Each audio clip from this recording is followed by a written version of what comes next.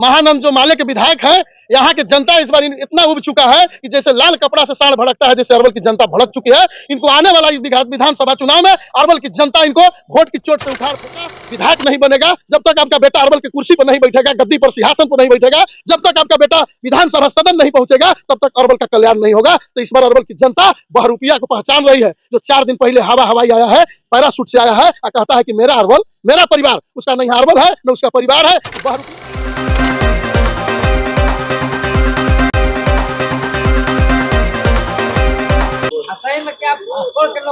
बिहार विधानसभा चुनाव है और ऐसे में बीकेएम खबर की टीम अरवल पहुंच चुकी है। और इससे पहले नमस्कार, मैं अभिषेक कुमार और आप देखना शुरू कर चुके हैं आपका अपना चैनल बीकेएम खबर। देखिए, अरवल में अरवल विधानसभा से जो है कि जेजेडी जो कि राष्ट्रीय अध्यक्ष तेज प्रताप यादव हैं, उन्होंने अपने उम्मीदवार अरुण यादव को टिकट दिया है, सिंबल दिया है। मैं आपको बता दूं कि अरुण यादव पूर्व सैनिक भी रह चुके हैं। उन्होंने सैनिक की नौकरी को छोड़ करके जो है कि राजनीति में कूदे हैं। आखिरकार राजनीति में क्यों आए हैं? क्या जनता सेवा करने आए हैं या खुद का सेवा करवाने आए हैं? आइए उनसे जुड़ते हैं और जानते हैं। अरुण यादव जी, तेज प्रताप यादव के पार्टी से आप इस बार विधानसभा चुनाव में चुनावी मैदान में उतरे हैं। क्या कुछ चुनावी मुद्दा होगा? जनता के बीच जाइएगा, किन मुद्दों पे आप वोट मांगे? देखिए, सबसे पहले हम यहाँ के जो करप्शन है, यहाँ जो घुसखोरी चल रहा है, कमीशन खोरी चल रहा है। देखिए, सामने ब्लॉक है, इस ब्लॉक में जो देखिए कितना जर्जर स्थिति में है। यहाँ के जो स्थानीय विधायक है, महानंद जो माले के विधायक है, यहाँ के जनता इस बार इतना उब चुका है कि जैसे लाल कपड़ा से साढ़ भड़कता है, जैसे अरवल की जनता भड़क चुकी है। इनको आने वाला विधानसभा चुनाव में अरवल की जनता इनको वोट की चोट से उखाड़ फेंकेगी। 5 साल में यहीं बगल में रहते हैं माले के विधायक महानंद जी, बगल में उनका आवास है। 5 साल में ये देखिए प्रखंड कार्यालय का देखिए जर्जर स्थिति। 5 साल में विधानसभा में जाके क्या किए? अरवल का एगो प्रखंड ब्लॉक बनाने का भी काम नहीं किए। जाके देख लीजिए, अभी हॉस्पिटल में अभी किसी के बेटा के सांप काट लेगा, किसी को बेटा को अगर कुत्ता काट लेगा तो अस्पताल में सुई नहीं है, दवाई नहीं है, डॉक्टर नहीं है। तो इस तरह का व्यवस्था यहाँ सबसे ज्यादा अरवल में दुर्घटना होता है, सड़क दुर्घटना होता है। बालू वाला पूरा ट्रक पूरे बिहार से आता है, पूरा यूपी से आता है, नेपाल से आता है। और सबसे ज्यादा यहाँ सड़क दुर्घटना होता है। कितना लोग के माँ, बहन, बेटी, माँ का गोद सूना होता है, किसी का पति चल जाता है, किसी का बेटा चल जाता है, किसी का भाई चल जाता है, किसी का बाप चल जाता है। और यहाँ पर ट्रामा सेंटर का व्यवस्था नहीं है। तो 5 साल में विधायक ने एकदम निकम्मा है, कोई काम के नहीं है, खाली जातिवाद फैलाते हैं, उन्माद फैलाते हैं। गरीब के कहते हैं कि हम हक की लड़ाई लड़ते हैं और गरीबे के जमीन पर कब्जा कर लेते हैं, उसी पे जमीन पर झंडा गाड़ देते हैं। तो यहाँ की महान जनता इस बार निर्णय ले लिया है, बदलाव के मूड में है और इनको वोट की चोट से एकदम उखाड़ के फेंकेगी। जेजेडी कैसे सरकार में आएगी, कैसे आप जीतिएगा? क्योंकि देखिए, अरवल से जो है कि एक महागठबंधन के उम्मीदवार हैं तो दूसरे एनडीए के उम्मीदवार हैं। जी। तो आप उन लोगों से कैसे जीतिएगा? आखिरकार जनता के हम ताकत से जीतने जा रहे हैं। जेजेडी सरकार में नहीं आने आया है। जेजेडी को सरकार नहीं चाहिए, सत्ता नहीं चाहिए, जेजेडी को व्यवस्था चाहिए। तो हम व्यवस्था बदलने आए हैं। जब तक व्यवस्था नहीं बदलेगा तब तक बिहार के लोगों को कल्याण नहीं होगा, अरवल के लोगों को कल्याण नहीं होगा। लोग मेवा के लिए आते हैं, हम सेवा के लिए आए हैं। तो इस बार न भगवा चलेगा, न राम चलेंगे, न परशुराम चलेंगे। इस बार श्री कृष्ण जी का पीला गमछी चलेगा और इस बार जादव जी का खूंटा गड़ेगा अरवल में। एकदम इस बार तय कर लिया है अरवल की जनता। पूर्व सैनिक रह चुके हैं। जी। आखिरकार जो है कहीं ना कहीं आपके अंदर जो है कि देश सेवा जी कूद कर भरा हुआ है। एकदम निश्चित राजनीतिक चुनावी मैदान में कूद गए हैं। जी। आखिरकार आप किस तरीके से जो है कि समाज और अरवल विधानसभा को एकदम निश्चित कहे तो कि सबसे पहले जो यहाँ जो ब्लॉक में जो कमीशन खोरी है, दलाली है, जो करप्शन है, जो थाना में दलाली है, जाके अस्पताल में जो दलाली चल रहा है, जो यहाँ के बदहाल स्कूल है, जो बीमार अस्पताल है, उसको ठीक करना है। यहाँ के जो बदहाल स्कूल है, जहाँ स्कूल में न पेयजल की व्यवस्था है, न वहाँ पे लाइट की व्यवस्था है, न बिजली की व्यवस्था है, न शौचालय की व्यवस्था है, उसको हमको ठीक करना है। हमको कहे कि हमको सत्ता नहीं चाहिए, हमको सेवा करने आए हैं। हम मेवा के लिए नहीं आए हैं। लोग मेवा के लिए आते हैं, हम सेवा के लिए आए हैं। हम लिट्टी छोड़ के बैल हाँकने आए हैं।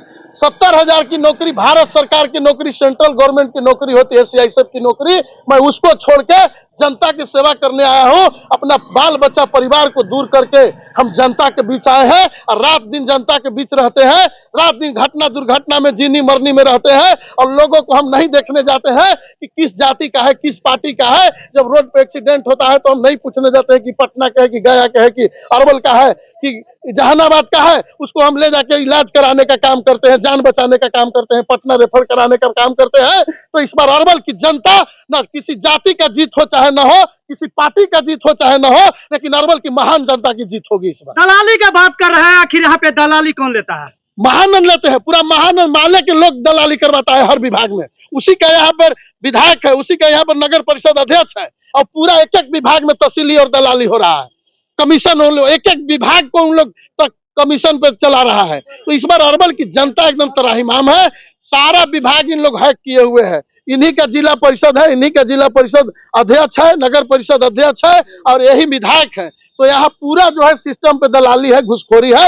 यही करप्शन को हम खत्म करने आए हैं।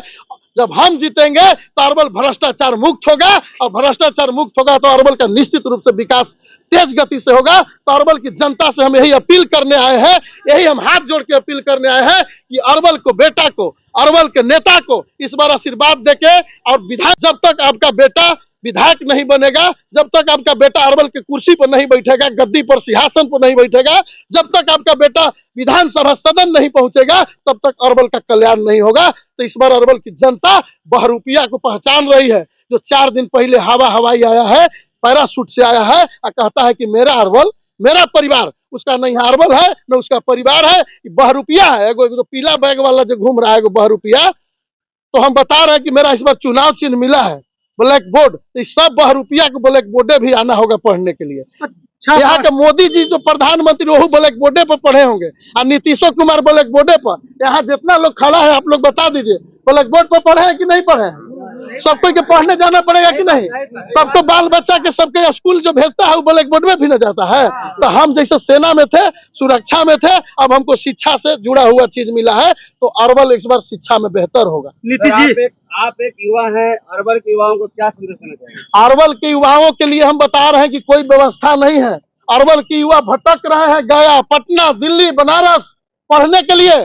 तो हम बता रहे हैं कि युवाओं के हम बैठ के बात करेंगे, युवाओं को दुख सुख को हम समझेंगे। अरवल के युवा को हम ही से उम्मीद है। 100 मोटरसाइकिल लेके, 200 मोटरसाइकिल लेके 2 बजे रात में भी हमसे युवा, अरवल के युवा मिलने आता है और कहता है कि अरुण बाबू, अरुण भैया, हमको आप ही से उम्मीद है कि आप ही अरवल का कल्याण करिएगा। अरवल के लोगों को, अरवल के युवाओं को आप ही हक अधिकार दीजिएगा। तो अरवल के युवाओं के लिए जब हम जीतेंगे, पटना में जो मेरा फ्लैट मिलेगा, जो मेरा सरकारी आवास मिलेगा, अरवल के युवाओं के लिए समर्पित कर देंगे कि आप लोग आइए, पढ़िए, लिखिए, घूमिए, खाइए। और कहीं हॉस्पिटल में, कहीं अगर मरनी जीनी में अगर किसी कोई दुख सुख में पटना आएगा तो उसको डेरा में, होटल में नहीं भटकना पड़ेगा। हमारा जो सरकारी आवास होगा जनता के लिए, अरवल की जनता के लिए समर्पित रहेगा। खाने पीने के लिए 300 दिन, 365 दिन भोजन का प्रबंध रहेगा। नीतीश जी कह रहे हैं कि विकास में, आप सुनिए, युवाओं के लिए अरवल में हम स्टेडियम देने का काम करेंगे। जब हम बनेंगे अरवल का विधायक तो अरवल में स्टेडियम खेलने के लिए देंगे और पूरा अरवल में हम लाइब्रेरी का व्यवस्था करेंगे ताकि पटना के तर्ज पर अरवल के युवा लाइब्रेरी में पढ़ के अपना भविष्य उज्जवल कर सके। अगर आप विधायक के रूप में जाते हैं सांसद में जी, लोकसभा में, विधानसभा में, हाँ। तो आप पालीगंज के लिए अरवल के लिए सबसे पहला काम क्या करिएगा? अरवल के लिए हम तो कहें कि अरवल के लिए सबसे पहले हम ट्रामा सेंटर बनाएंगे, जहां पे लोग को बचने का, जान बचाने का मौका मिलेगा। एक्सीडेंट रोज होता है यहाँ, प्रतिदिन लाशें गिरती है रोड पर, प्रतिदिन घटनाएं होता है ट्रक से, बालू वाला ट्रक से।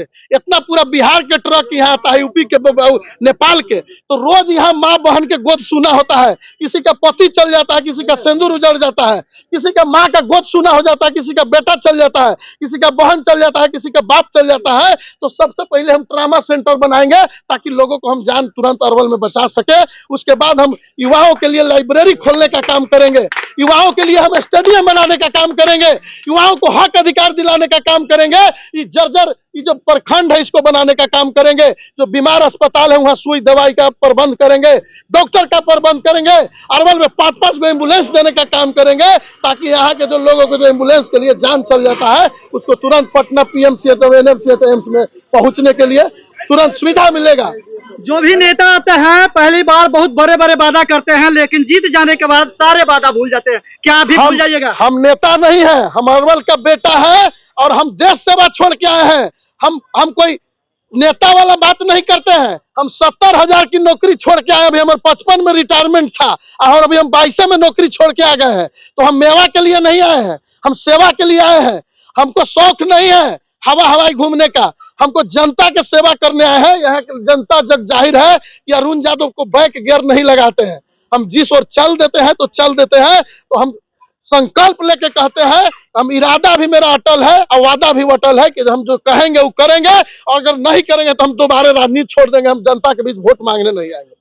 बहुत बहुत धन्यवाद। अपना परिचय दीजिए। मेरा पूर्व सैनिक अरुण यादव, 214 विधानसभा अरवल उम्मीदवार। तो आपने साफ तौर पे सुना कि आखिरकार जो है कि अरुण यादव क्या कह रहे थे। अरुण यादव ने साफ तौर पे कहा कि अगर हम जीतते हैं, अरवल की जनता हमें प्यार और आशीर्वाद देती है, तो हम यहां से जो है कि अरवल में हो रहे करप्शन को खत्म करेंगे। और अस्पताल और शिक्षा के लिए जो है कि उन्होंने काफी कुछ कहा। फिलहाल के लिए इतना ही। आपकी क्या राय है, अपनी राय कमेंट बॉक्स में जरूर दीजिएगा। बने रहें बीकेएम खबर के साथ। जय हिंद, जय बिहार।